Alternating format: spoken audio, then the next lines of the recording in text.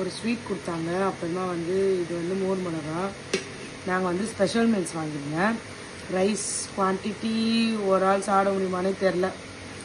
And then இது வந்து கூட்டு, ரசம், இது வந்து சப்பாத்தி கொடுத்துருந்தாங்க, அதுக்கான கிரேவி, மோர் கொடுத்துருந்தாங்க, sambar, very good, super.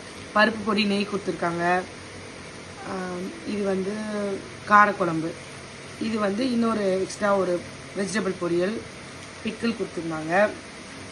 And then ஒரு சப்பாத்தி, கர்ட். நேரில் போனால் என்னெல்லாம் கொடுப்பாங்களோ இது எல்லாமே கொடுத்துருந்தாங்க. இந்த மீல்ஸோட ரேட் வந்து 190 ருபீஸ். நாங்கள் டைரெக்டாக போய் வாங்கியிருந்தோம். ஆன்லைனில் ஆர்டர் பண்ணால் எவ்வளோன்னு தெரில. இப்போ வந்து இது வந்து காலிஃப்ளவர் குருமான்னு நினைக்கிறேன் கொடுத்துருக்காங்க. சாப்பிட்டு பார்த்துட்டு எப்படி இருக்குன்னு சொல்கிறேன்.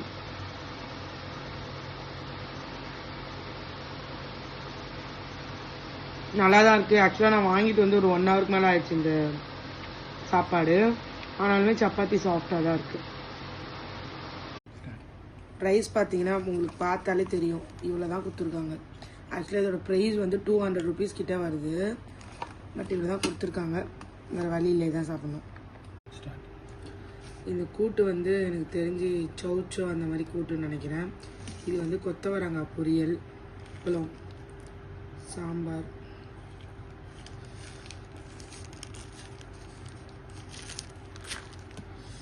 தெரிஞ்சு சாம்பாரில் முருங்கைக்காய் மட்டும்தான் போட்டிருக்காங்க, வேறு எதுவும் போடல, வேறு எந்த காயும் போடல.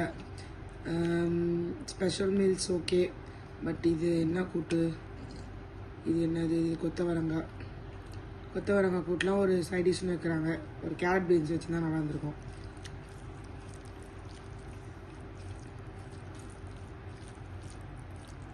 டேஸ்ட்டு பார்த்துட்டு சொல்கிறேன்.